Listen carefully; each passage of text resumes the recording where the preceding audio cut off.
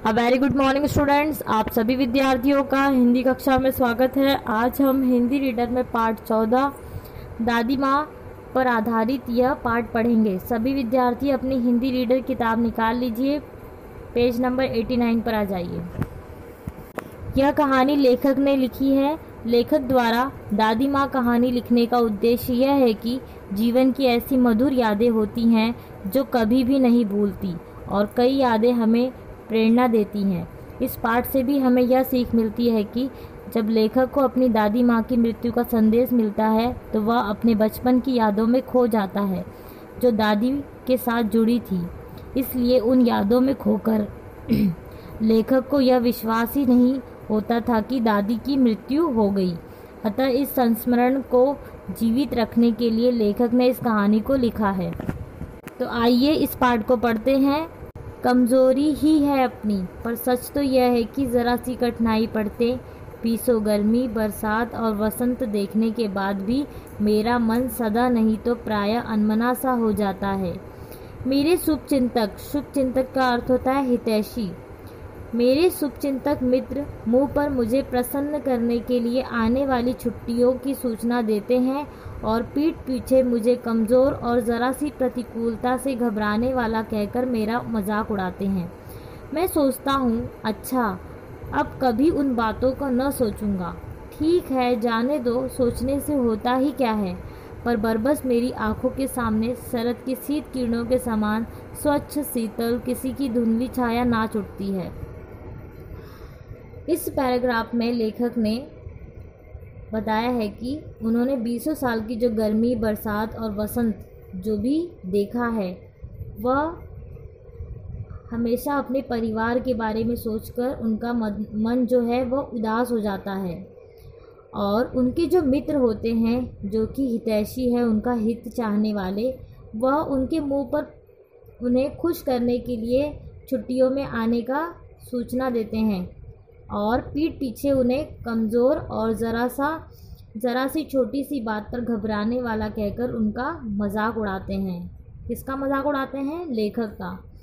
मैं सोचता हूँ, अच्छा कभी उन बातों को नहीं सोचूंगा। लेखक यह भी कहते हैं कि मैं सोचता हूँ कि उन बातों को कभी ना सोचूं, और कहते हैं कि ठीक है, जाने दो, उस पर सोचने से होता ही क्या है। लेकिन बरबस अचानक ही उनकी आंखों के सामने जो शरद की शीत किरणें होती है उसके समान स्वच्छ किसी की धुंधली छाया नाच उठती है। और वह धुंधली छाया किसकी है? उनकी दादी माँ की। मुझे लगता है जैसे क्वार के दिन आ गए हैं। मेरे गांव के चारों ओर पानी ही पानी हिलोरे ले रहा है। दूर के सिवान से बहकर आए हुए मोथा और साई की अधगली घासें, गेहूं और बन प्याज की जड़ें तथा नाना प्रकार की बरसाती घासों के बीच सूरज की गर्मी में खौलते हुए पानी में सड़कर एक विचित्र गंध छोड़ रहे हैं। रास्तों में कीचड़ सूख गया है और गांव के लड़के किनारों पर झाग भरे जलाशयों में धमाके से कूद रहे हैं। अपने अपने मौसम की अपनी अपनी बातें होती हैं। आषाढ़ में आम और जामुन न मिले, चिंता नहीं। अगहन में चिवड़ा और गुड़ न मिले, दुख नहीं। चैत के दिनों में लाई के साथ गुड़ की पट्टी न मिले, अफसोस नहीं। पर क्वार के दिनों में इस गंधपूर्ण झाग भरे जल में कूदना ना हो तो बड़ा बुरा मालूम होता है। मैं भीतर हुड़क रहा था। 2-1 दिन ही तो कूद सका था।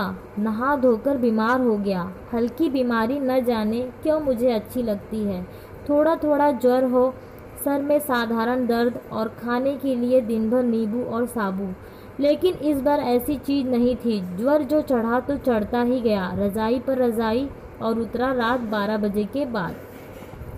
इस पैराग्राफ में लेखक अपने गांव की यादों में खो चुके हैं और यह जो धुंधली छाया उनके सामने जो हमेशा आ जाती थी वह उनके बचपन की यादें होती हैं।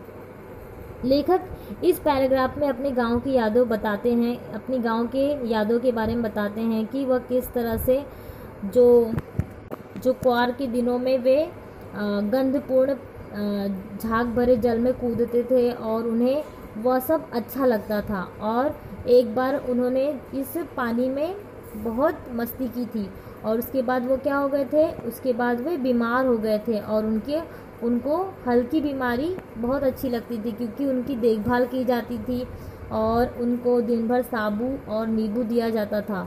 लेकिन इस बार वह इस तरह से बीमार नहीं थे, वे इस बार कुछ ज़्यादा ही बीमार हो गए थे। और इस बार जो बीमार हुए थे उनका बुखार चढ़ता ही चला गया। और उनका बुखार कब उतरा? रात के 12 बजे के बाद उतरा। दिन में मैं चादर लपेटे सोया था। दादी माँ आई, शायद नहाकर आई थी। उसी झाग वाले जल में पतले दुबले स्नेह सने शरीर पर सफ़ेद किनारीहीन का मतलब होता है जिसका किनारा न हो, किनारीहीन धोती, सन से सफ़ेद बालों के सिरों पर सदैव टपके हुए जल की शीतलता।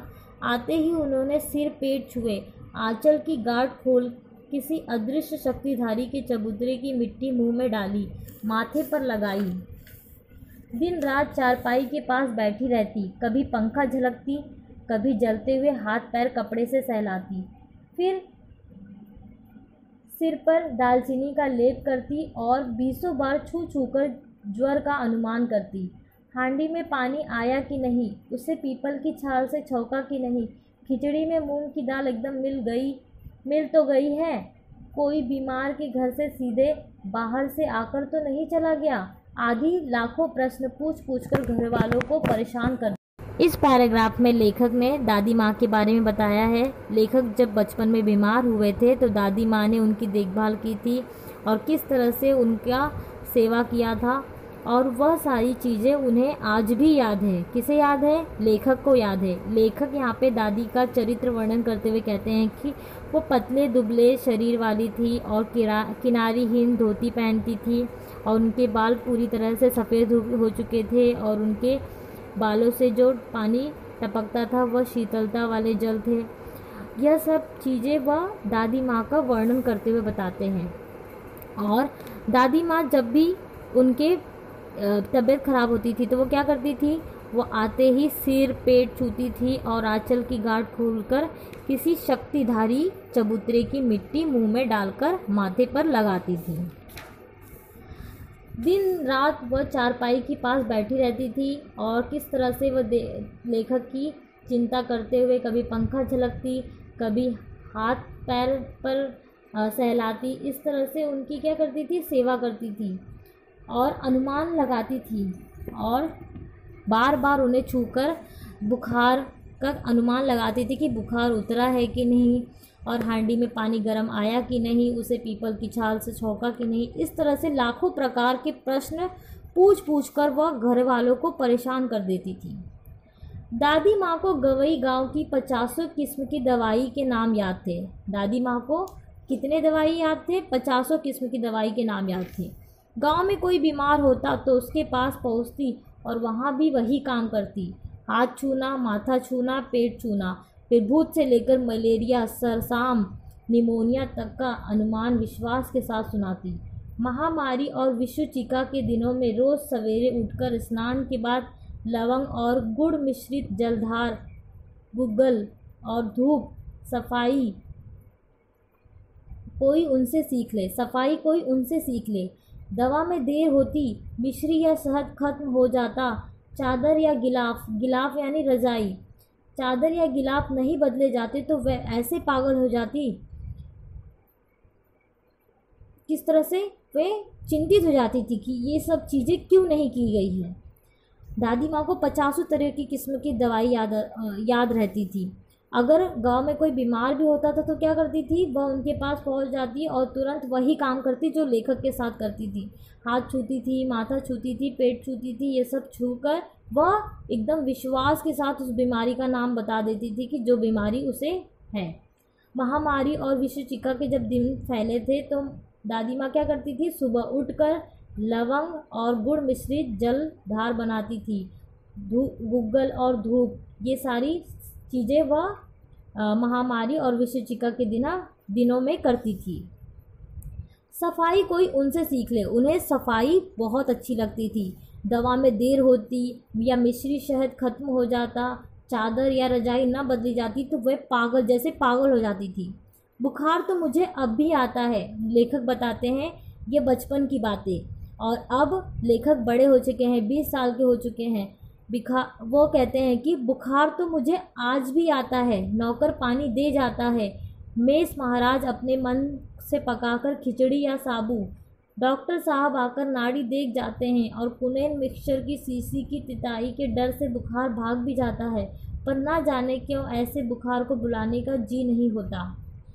लेखक इस समय बता रहे हैं कि जब वो बचपन में बीमार होते थे तो उन्हें अच्छा लगता था, लेकिन जब अब बीमार होते हैं तो उन्हें यह सब अच्छा नहीं लगता। आज भी उनकी क्या होता है, नौकर पानी दे जाता है और जो महाराज है वह सब खिचड़ी साबू सब पका के दे जाते हैं, डॉक्टर साहब भी आते हैं, कुनैन और मिक्सचर की दवाई दे जाते हैं, लेकिन जो बचपन में उन्हें अच्छा लगता था वह अब ये सब उन्हें अच्छा नहीं लगता, क्योंकि अब उनके पास दादी माँ नहीं है। किशन भैया की शादी ठीक हुई। दादी माँ के उत्साह और आनंद का क्या कहना। दिन भर गायब रहती, सारा घर जैसे उन्होंने सिर पर उठा लिया हो। पड़ोसिनें आती, बहुत बुलाने पर दादी माँ आती। बहन बुरा न मानना, कार परोजन का घर ठहरा। एक काम अपने हाथ से न करूँ तो होने वाला नहीं। जानने को यो सभी जानते थे कि दादी माँ कुछ करती नहीं, पर किसी काम में उनकी अनुपस्थिति वस्तुतः विलंब का कारण बन जाती। इस पैराग्राफ में लेखक बता रहे हैं कि जब किशन भैया की शादी तय हुई थी तब दादी माँ का उत्साह और आनंद बहुत ज़्यादा था और वह दिन भर उसी कार्य में लगी रहती थी और दिन भर घर से गायब रहती थी। सारा घर उन्होंने सिर पर उठा लिया था। पड़ोसी ने जब उन्हें किसी कार्य में बुलाने के लिए आती तो वह कहती थी कि बहन बुरा मत मानना, कार परोजन यानी घर में काम और परोजन मतलब शुभ कार्य का घर ठहरा है। ये शुभ कार्य का घर है। अगर मैं एक भी काम ना करूं तो होने वाला नहीं। गांव के तो सभी लोग जानते थे कि दादी माँ एक काम नहीं करती, किंतु वह बड़े बुजुर्ग थी, उनके आदेश के बिना कोई भी कार्य नहीं हो पाता था। और एक बड़े घर में होने से क्या होता है, किसी भी चीज़ में देरी नहीं होती और वह कार्य समय पर होता है। यहाँ पर बड़े बुजुर्ग के महत्व के बारे में बताया गया है। उन्हीं दिनों की बात है, एक दिन दोपहर को मैं घर लौटा। बाहरी निकसार में दादी माँ किसी पर बिगड़ रही थी। देखा पास के कोने में दुबकी रामी की चाची खड़ी है। 100 ना होगा धन्नो, रुपए मैं सूद के आज दे दे। तेरी आँख में शर्म है या नहीं? मांगने के समय कैसी आई थी, पैरों पर नाक रगड़ती फिरी, किसी ने एक पाई भी न दी। अब लगी है आजकल करने, फसल में दूंगी। अब क्या तेरी खातिर दूसरी फसल कटेगी? इस पैराग्राफ में लेखक बचपन की बातें बताते हुए कहते हैं कि एक दिन घर पर कोई नहीं रहता है और उन्हीं दिनों की बात है जब दोपहर को लेखक घर लौटते हैं और वहाँ पर देखते हैं कि दरवाजे पर दादी माँ किसी पर बिगड़ रही हैं। और जब वो देखते हैं तो वो कौन होता है, किस पर बिगड़ रही होती है दादी माँ? दादी माँ रामी की चाची पर बिगड़ रही होती हैं। और दादी माँ कहती है कि सूद जो उन्होंने उधार लिया था वह आज के आज उन्हें दे दे, और उन्हें खरी खोटी भी सुनाती हैं और कहती हैं कि जब पैसे की ज़रूरत थी तब नाक रगड़ते हुए मेरे पास आ गई थी और किसी ने भी तुम्हें 1 रुपया नहीं दिया था। इस तरह से उन्हें कड़वी बातें कहती हैं। और दादी माँ कहती हैं कि फसल तो कट चुकी है, अब तुम्हारे लिए फसल दूसरी कटेगी। फिर रामी की चाची क्या कहती हैं दादी माँ से? दूंगी मालकिन। रामी की चाची रोती हुई दोनों हाथों से आंचल पकड़े दादी माँ के पैरों की ओर झुकी। बिटिया की शादी है, आप दया ना करेंगी तो उस बेचारी का निस्तार कैसे होगा? हट हट, अभी नहा के आ रही हूँ। दादी माँ पीछे हट गई। जाने दो दादी, मैंने इस अप्रिय प्रसंग को हटाने की गरज से कहा। बेचारी गरीब है, दे देगी कभी। चला है समझाने। मैं चुपके से आंगन की ओर चला गया। कई दिन बीत गए, मैं इस प्रसंग को एकदम भूल सा गया। एक दिन रास्ते में रामी की चाची मिली। वह दादी को पूतो फलो दूधो नहाओ को आशीर्वाद दे रही थी। मैंने पूछा, क्या बात है धन्नो चाची? तो उसने विहल होकर कहा, विहल यानी बेचैन। तो उसने विहल होकर कहा, उरिन हो गई बेटा, भगवान भला करे हमारी मालकिन का। कल ही आई थी, पीछे का सभी रुपया छोड़ दिया, ऊपर से 10 रुपये नोट देकर बोली, देखना धन्नो, जैसी तेरी बेटी वैसी मेरी, 10-5 के लिए हंसाई ना हो, देवता है बेटा देवता। इस पैराग्राफ में लेखक बताते हैं कि जब दादी माँ रामी चाची पर बिगड़ रही होती है तो इस अप्रिय प्रसंग, ये जो घटना हो रही थी वो उन्हें अच्छी नहीं लग रही थी। इस घटना को टालने के लिए लेखक रामी की चाची की तरफ से कहते हैं कि बेचारी गरीब है, दे देगी। तो दादी माँ कहती है कि चल चल, मुझे समझाने आया है बड़ा। और दादी माँ कहती है कि दादी माँ रामी की चाची को डांटते हुए उन्हें पैसे जल्द से जल्द वापस देने के लिए कहती हैं। और यह सब सुनते हुए लेखक वहाँ से चला जाता है। कई दिन बीत जाते हैं। लेखक रामी की चाची और दादी माँ के बीच जो बातचीत होती है उसे वह भूल जाते हैं। एक दिन उन्हें रास्ते में रामी की चाची मिलती है और वे दादी माँ को पूतो फलो दूधो नहाओ का आशीर्वाद दे रही होती है। लेखक ने देखा था कि दादी माँ रामी की चाची पर बिगड़ रही होती है और वही रामी की चाची उन्हें एक दिन रास्ते में मिलती है और वह दादी माँ को आशीर्वाद दे रही होती है कि पूतो फलो दूधो नहाओ। तो लेखक इस आशीर्वाद देते हुए चीज़ पर थोड़ा सा प्रश्न करते हुए कहते हैं कि क्या बात है धन्नो चाची। तो उसने बेचैन होकर, तो रामी की चाची ने कहा कि मैं उरीन हो गई भगवान, उरीन हो गई बेटा, भला करे मालकिन का।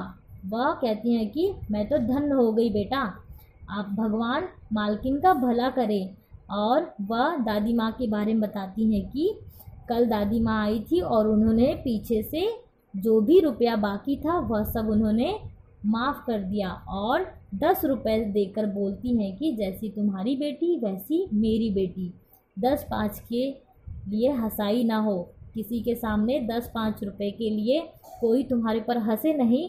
यह 10 रुपये का नोट देते हुए उन्होंने मुझे यह सब कहा। जब लेखक यह सारी बातें सुनते हैं तो वे अपनी दादी माँ के बारे में जो भी बातें होते हैं वे समझ जाते हैं कि उन्होंने क्यों डांटा था। उस रोज़ तो बहुत डांट रही थी। लेखक रामी चाची से कहती हैं कि उस रोज़ तो आपको दादी माँ बहुत डांट रही थी, वह तो बड़े लोगों का काम है बाबू, रुपया देकर डांटे भी ना तो लाभ क्या। तो बच्चों यहाँ पर क्या बताना चाह रहे हैं लेखक? यहाँ पर लेखक बताना चाह रहे हैं कि जो बड़े बुज़ुर्ग होते हैं उनकी डांट में भी प्यार छुपा होता है और जब बड़े बुज़ुर्ग किसी चीज़ के लिए डांटते हैं तो वह हमारे भले के लिए डांटते हैं। तो यहाँ पर दादी माँ ने भी जब रामी चाची को डांटा था तो वो उनके भले के लिए डांटा था। अगर पैसे देकर भी उस पर लाभ नहीं मिलेगा तो इंसान डांटेगा ही और उसकी डांट को बुरा नहीं मानना चाहिए। मैं मन ही मन इस तर्क पर हंसता हुआ आगे बढ़ गया और जब उन्होंने लेखक ने यह बात सुनी तो वह मन ही मन हंसते हुए आगे चले गए। किशन के विवाह के दिनों की बात है। विवाह के 4-5 रोज पहले से ही औरतें रात भर गीत गाती हैं। विवाह की रात को अभिनय भी होता है। यह प्रायः एक ही कथा का हुआ करता है। उसमें विवाह से लेकर पुत्रोत्पत्ति तक के सभी दृश्य दिखाए जाते हैं। सभी पार्ट औरतें ही करती हैं। मैं बीमार होने के कारण बारात में न जा सका। मेरा भाई राघव दलान में सो रहा था। वह भी बारात जाने के बाद पहुंचा था। औरतों ने उस पर आपत्ति की। इस पैराग्राफ में लेखक बता रहे हैं कि विवाह के दिन चल रहे थे। विवाह के दिन में 4-5 रोज़ पहले क्या शुरू हो जाते हैं, जैसा कि सभी गाँव में ऐसा ही होता है कि विवाह के 4-5 दिन पहले गीत शुरू हो जाते हैं और यह विवाह के रात को भी होता है। तो लेखक बताते हैं कि किशन भैया का विवाह था और उस विवाह में 4-5 दिन पहले ही औरतें आकर रात भर गीत गाती थी और विवाह के दिन नाटक भी करती थी। यह प्रायः एक ही कथा हुआ करता है। उसमें विवाह से लेकर पुत्रोत्पत्ति मतलब पुत्र होने तक के सारे दृश्य दिखाए जाते हैं। सभी पार्ट कौन करती हैं? औरतें करती हैं। मैं बीमार होने के कारण, लेखक उस समय क्या थे? लेखक उस समय बीमार थे। लेखक बीमार होने के कारण कहाँ नहीं जा सके? लेखक बीमार होने के कारण वह बारात नहीं जा सके। और उनका जो ममेरा भाई है राघव भी दलान में सो रहा था। जो राघव है वह भी उस समय कहाँ सो रहा था? दलान में सो रहा था। वह भी बारात नहीं जा सका था क्योंकि वह बारात पहुँचने के बाद वहाँ पर पहुँचा था। और औरतों ने इन दोनों पर आपत्ति की कि ये दोनों यहाँ पर नहीं रह सकते। दादी माँ बिगड़ी, लड़के से क्या पर्दा, लड़के ब्रह्मा का मन एक सा होता है। इस चीज़ पर दादी माँ जब औरतें बच्चों को लेकर आपत्ति करने लगती हैं तो दादी माँ इस पर बिगड़ जाती हैं और क्या कहती हैं? वह कहती हैं कि लड़कों से क्या पर्दा करना, लड़के तो ब्रह्मा का रूप होते हैं। यानी जो बच्चे होते हैं वह भगवान का रूप होते हैं। उनका मन भी भगवान ब्रह्मा की तरह निश्चल होता है। उनके मन में छल कपट नहीं होता। मुझे भी पास एक चारपाई पर चादर उड़ाकर दादी माँ ने चुपके से सुला दिया था। बड़ी हंसी आ रही थी। उस समय लेखक जो कि बीमार थे, दादी माँ ने भी उन्हें एक चारपाई पर चादर उड़ाकर वहीं पर दादी माँ ने चुपके से लिटा दिया था। और उस समय लेखक सो नहीं रहे थे, जाग रहे थे और उन्हें यह सब देखकर बड़ी हंसी आ रही थी। सोचा कहीं जोर से हंस दूँ, भेद खुल जाए तो निकाल बाहर किया जाऊंगा। पर भाभी की बात पर हंसी रुक ना सकी और भंडा फोड़ हो गया। देबू की माँ ने चादर खींच ली। कहो दादी, यह कौन बच्चा सोया है? बेचारा रोता है, शायद दूध तो पिला दूं। हाथापाई शुरू हुई। दादी माँ बिगड़ी, लड़के से क्यों लड़ती है? सुबह रास्ते में देबू की माँ मिली। कल वाला बच्चा भाभी। मैं वहाँ से ज़ोर से भागा और दादी माँ के पास जा खड़ा हुआ। वस्तुतः किसी प्रकार का अपराध हो जाने पर जब हम दादी माँ की छाया में खड़े हो जाते हैं, अभयदान मिल जाता है। इस पैराग्राफ में लेखक बताते हैं कि जब किशन भैया का विवाह था तो उस समय वह बीमार होने के कारण बारात ना जा सके और उन्हें उस समय विवाह के रात में जो कार्यक्रम होता है वह सब उन्हें देखने का मौका मिला इसके बाद। और वह उस कार्यक्रम को देखते हैं और उन्हें बहुत हंसी आती है और वह बार बार यही सोचते हैं कि कहीं मैं ज़ोर से ना हंस दूँ और जब मेरा भेद खुल जाएगा तो मुझे वहाँ से निकाल दिया जाएगा। लेकिन जो उनकी भाभी होती है वह इतना हंसी मजाक करती हैं कि उनकी लेखक की हंसी रुक ही नहीं पाती और भांडा फोड़ हो जाता है और लेखक जाग रहे हैं यह बात सबको पता चल जाती है। देबू की माँ ने चादर खींच लेती है। कौन चादर खींच लेता है? देबू की माँ। जो देबू की माँ होती है वह चादर खींच लेती है और कहती है, कहो दादी, कौन बच्चा सोया है? बेचारा रोता है, शायद दूध पिला दूँ। इस तरह का हंसी मजाक करने लगती हैं। तो हाथापाई शुरू हो जाती है, मतलब हंसी मजाक होने लगता है। दादी माँ बिगड़ती है। किस पर? देबू की माँ पर। कहती हैं, लड़के से क्यों लड़ती हो? इस तरह से उन्हें डांटती हैं। और जब सुबह रास्ते में देबू की माँ मिलती है और वह कहती है कि यह तो कल वाला बच्चा है भाभी। और उस समय लेखक क्या होता है, वहाँ से ज़ोर से भागकर दादी माँ के पास जाकर खड़ा हो जाता है। और जैसे किसी गलती को करने के बाद हम किसी बड़े के पीछे छुप जाते हैं तो क्या मिल जाता है, हमें उससे बचने का मौका मिल जाता है। जैसे हमें उस भय से बचा लेगा वो इंसान। तो बड़े बुजुर्ग जो होते हैं हमें बड़े से स्नेह और ममता की मूर्ति दादी माँ की एक एक बात आज कैसी कैसी मालूम होती है। परिस्थितियों का वात्या चक्र यानी बवंडर जीवन को सूखे पत्ते सा कैसा नचाता है, इसे दादी माँ खूब जानती थी। दादा की मृत्यु के बाद कुकुर मुत्ते की तरह बढ़ने वाले मुंह में राम, बगल में छुरी वाले दोस्तों की शुभचिंता ने स्थिति और भी डावाडोल कर दी। दादा के श्राद्ध में दादी माँ के मना करने पर भी पिताजी ने जो अतुल संपत्ति व्यय की वह घर की तो थी नहीं। इस पैराग्राफ में लेखक बताते हैं कि जो दादी माँ है वह प्यार और ममता की मूर्ति की देवी थी और वह दादी माँ की एक एक बात को आज भी भूले नहीं है। और वह कहते हैं कि दादी माँ जो थी हमारे घर की बड़ी बुज़ुर्ग, वो परिस्थितियों को अच्छे से जानती थी कि किस तरह से समय बदलता है और समय बदलते देर नहीं होती है। जब दादा की मृत्यु होती है तो क्या होता है, जो उनके दोस्त होते हैं मुंह में राम बगल में छुरी वाले, जो उनके तरफ से रहते तो थे लेकिन पीठ पीछे उनकी क्या करते थे, पीठ पीछे उनकी बुराई और उनकी पैसे ऐंठने के लिए हमेशा खड़े रहते थे। ऐसे शुभचिंतक वाले जो उनके दोस्त थे, उन्होंने क्या किया, उन्होंने इस परिस्थिति का फ़ायदा उठाया और इस परिस्थिति का फ़ायदा उठाते समय क्या हुआ, घर की जो परिस्थिति होती है वह बिगड़ जाती है।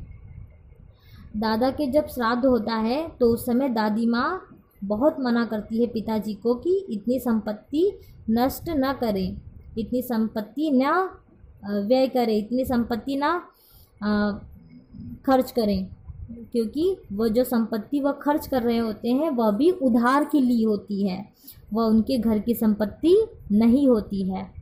दादी माँ अक्सर उदास रहा करती। माघ के दिन थे, कड़ाके का जाड़ा पड़ रहा था, पशुओं का सन्नाटा और पाले की शीत हड्डियां में घुसी पड़ती। शाम को मैंने देखा दादी माँ गीली धोती पहने कोने वाले घर में एक संदूक पर दिया जलाए हाथ जोड़कर बैठी है। उनकी स्नेह कातर आँखों में मैंने आंसू कभी नहीं देखे थे। मैं बहुत देर तक मन मारे उनके पास बैठा रहा। उन्होंने आंखें खोली। दादी माँ, मैंने धीरे से कहा। दादी माँ अब दादाजी के मृत्यु के बाद उदास रहने लगी। और कौन से दिन थे? माघ के दिन थे, मतलब कड़ाके की ठंडी पड़ रही थी और उस समय हवा भी चल रही थी और ये हवा इस तरह से चल रही थी कि पाला पड़ रहा था और हड्डियों में यह हवा घुस जाती थी, मालूम ऐसा पड़ता था। शाम को मैंने देखा कि दादी माँ ने गीली साड़ी पहने हुए कोने वाले घर में जो संदूक रखा था उस पर दिया जलाए हाथ जोड़कर बैठी हैं और उनकी कातर आँखों में मैंने कभी आंसू नहीं देखे थे। लेखक ने किसकी आंखों में आंसू नहीं देखे थे? दादी माँ के आंखों में आंसू नहीं देखे थे। लेखक वहाँ पर काफ़ी समय तक बैठे रहे और उन्होंने आंखें खोली। जब दादी ने आंखें खोली तो लेखक ने धीरे से कहा, दादी माँ, क्या है रे, तू यहाँ क्यों बैठा है? दादी माँ, एक बात पूछूं, बताओगी ना? मैंने उनकी स्नेहपूर्ण आंखों की ओर देखा। क्या है, पूछ। तुम रोती थी? दादी माँ मुस्कुराई। पागल, तूने अभी खाना भी नहीं खाया ना? चल चल धोती तो बदल लो दादी माँ, मैंने कहा। जब दादी माँ आंखें खोलती हैं तो कहती हैं, तू क्या रे, तू यहाँ क्यों बैठा है? तुम यहाँ क्यों बैठे हो? ऐसे कहती हैं। तो दादी माँ से लेखक कहते हैं कि दादी माँ एक बात पूछूं, दादी माँ एक बात पूछूं। यह कहते हैं, कौन कहता है? लेखक कहते हैं। और कहते हैं कि दादी माँ कहती है कि क्या है, पूछ। तो लेखक कहते हैं कि तुम रोती थी? जो दादी माँ होती है वो मुस्कुराती है और कहती है कि वो इस बात को टालते हुए कहती है कि पागल, तूने अभी खाना नहीं खाया ना? चल चल खाना खा ली। लेकिन लेखक कहते हैं कि दादी माँ साड़ी तो बदल लो। मुझे सर्दी गर्मी नहीं लगती बेटा। वे मुझे खींचती रसोई में ले गई। दादी माँ उस समय गीली साड़ी पहनी होती है और लेखक कहते हैं कि साड़ी बदल लो। लेकिन लेखक का ध्यान भटकाने के लिए दादी माँ उसे खाने के लिए ले जाती हैं, रसोई की ओर चल देती हैं। सुबह मैंने देखा चारपाई पर बैठे पिताजी और किशन भैया मन मारे कुछ सोच रहे हैं।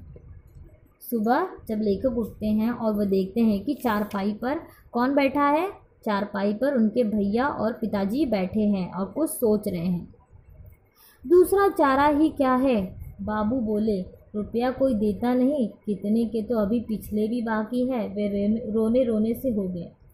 जो उनके पिताजी होते हैं वह कहते हैं कि अब दूसरा चारा ही क्या है, रुपया कोई देता भी नहीं। उन्होंने इतनी संपत्ति खर्च कर दी थी कि अब काफ़ी बकाया था, पहले का काफ़ी कर्ज था और रुपया कोई उन्हें दे भी नहीं रहा था और वे रोने रोने से हो जाते हैं उनके पिताजी।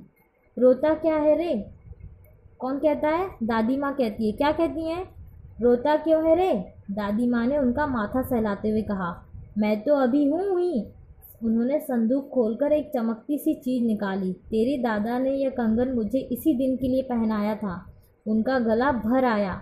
मैंने इसे पहना नहीं, इसे सहेज कर रखती आई हूँ। सहेज कर यानी संभाल कर। यह उनके वंश की निशानी है। उन्होंने आंसू पोंछकर कहा। पुराने लोग आगा पीछा सब सोच लेते थे बेटा। जब लेखक के पिताजी रोते हैं तब दादी माँ अपने बेटे को समझाते हुए कहती हैं कि रोता क्यों है रे? और दादी माँ अपने बेटे का सर सहलाते हुए कहती हैं कि मैं तो अभी ज़िंदा ही हूँ। उन्होंने संदूक खोलकर, जिस संदूक पर उन्होंने दिया जलाकर बैठी थी, उसी संदूक को खोलकर एक चमकती सी चीज़ निकालती हैं और कहती हैं कि ये तेरे दादा ने यह कंगन मुझे इसी दिन के लिए पहनाया था। किसे कहती हैं? अब उनके बेटे को कहती हैं कि लेखक को कहती हैं। लेखक कहती हैं कि तेरे दादा ने कंगन मुझे इसी दिन के लिए पहनाया था। क्या किसे कहती हैं? लेखक को। और कहती हैं कि तुम्हारे दादाजी ने ये कंगन मुझे इसीलिए पहनाया था। और उनका गला भर आता है और वह भर आता है यानी वह उदास हो जाती हैं। मतलब उनके हृदय में जो सारी चीज़ें यादें होती हैं एकदम से उनके समक्ष आ जाती हैं और वह उस यादों में खोकर उनका गला भर आता है। मैंने इसे पहना नहीं, इसे सहेज कर रखती आई हूँ। दादी माँ कहती है कि मैंने इस कंगन को कभी पहना नहीं, इसे हमेशा संभाल कर रखती आई हूँ। और वह कहती हैं कि यह उनके वंश की निशानी है। यह उनके जो वंश है वह उनकी निशानी है। और उन्होंने आंसू पोंछकर कहा। पुराने लोग आगे पीछे सब के बारे में सोच लेते थे बेटा। और वह कहती हैं कि जो पुराने बुज़ुर्ग होते हैं वह पूरी दुनिया देख चुके होते हैं और जब वह दुनिया देख लेते हैं तो उन्हें परिस्थितियों का भी अंदाज़ा होता है। और वह अपने इस पैराग्राफ में क्या बताया गया है? इस पैराग्राफ में बुज़ुर्ग जो भी कहते हैं परिस्थिति और समय को लेकर कहते हैं। समय और परिस्थिति उन्होंने सब अनुभव किया होता है और वह जो भी सलाह देते हैं हमें उस सलाह का क्या करना चाहिए? पालन करना चाहिए। सचमुच मुझे दादी माँ साफ भ्रष्ट देवी सी लगी। धुंधली छाया विलीन हो गई। लेखक अब कह रहे हैं कि सचमुच दादी माँ मुझे एकदम साफ साफ देवी सी लगी। और जो धुंधली छाया उन्होंने उस समय जो वह सोच रहे थे अपने गांव के बारे में, अपनी दादी माँ से जुड़ी हुई जो भी यादें थी वह सब अब क्या हो गई? धुंधली जो यादें थी अब खो गई। मैंने देखा दिन काफ़ी चढ़ आया है।